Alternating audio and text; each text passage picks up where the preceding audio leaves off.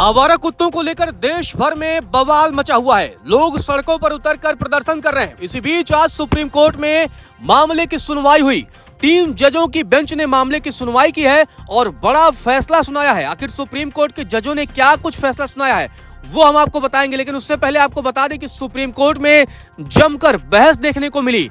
आपको बता दें याचिकाकर्ताओं ने आवारा कुत्तों की तरफ से ये बहस की और तीखी बहस देखने को मिली। सरकार की तरफ से पेश सॉलिसिटर जनरल और याचिकाकर्ता वकील की तरफ से जोरदार और तीखी बहस देखने को मिली और अब इस मसले पर सुप्रीम कोर्ट ने बड़ा फैसला सुनाया है। सुप्रीम कोर्ट की 3 जजों की कमेटी ने फैसले को सुरक्षित रख लिया है। तीनों जजों ने फैसले को सुरक्षित रखने का फैसला किया है।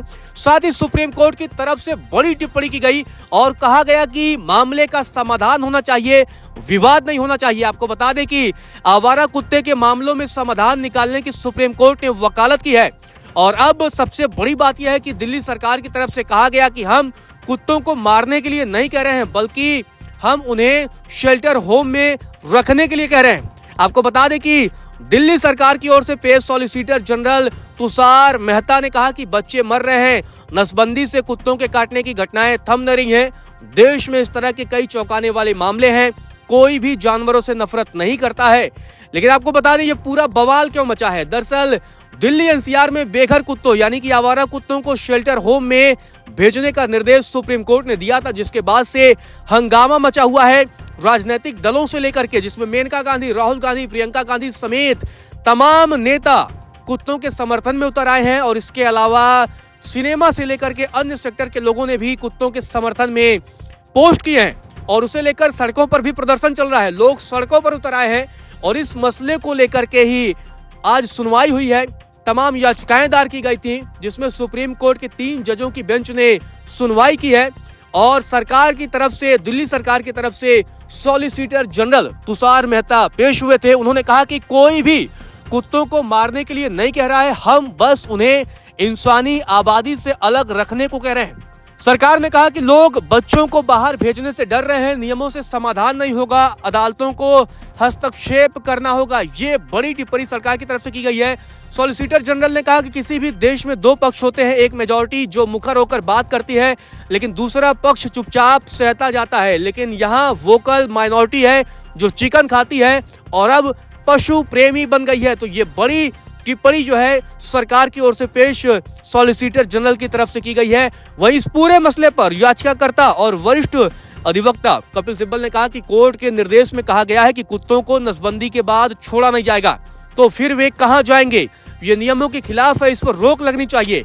जब एक बड़ी संख्या में कुत्तों को एक साथ शेल्टर में रखा जाएगा तो वे एक दूसरे पर हमला करेंगे, इससे इंसान भी प्रभावित होंगे। तो ये तीखी बहस कपिल सिब्बल और सॉलिसिटर जनरल के बीच देखने को मिली है। तुषार मेहता सरकार की तरफ से पक्ष रख रहे थे। सॉलिसिटर जनरल तुषार मेहता ने सुप्रीम कोर्ट के समक्ष एक आंकड़ा भी पेश किया, जिसमें उन्होंने बताया कि 2024 में देश में कुत्तों के काटने के 37 लाख मामले दर्ज किए गए हैं। उसी वर्ष रेबीज से 305 मौतें हुई हैं और उन्होंने बताया है कि विश्व स्वास्थ्य संगठन के मॉडल के मुताबिक यह संख्या बहुत ज्यादा है। लेकिन कोई भी जानवरों से नफरत नहीं करता है, हम उन्हें मारने के लिए नहीं कह रहे हैं, हम बस उन्हें अलग रखने के लिए कह रहे हैं।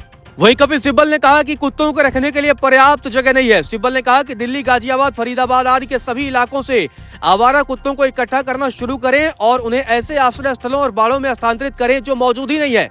उन्होंने कहा कि कुत्तों को रखने के लिए जगह नहीं है। तो ये बड़ी टिप्पणी कपिल सिब्बल की तरफ से की गई है। कपिल सिब्बल ने कहा कि आश्रय स्थलों के निर्माण के निर्देशों में उन्हें कोई समस्या नहीं है, लेकिन अभी उन्हें रखने की जगह नहीं है।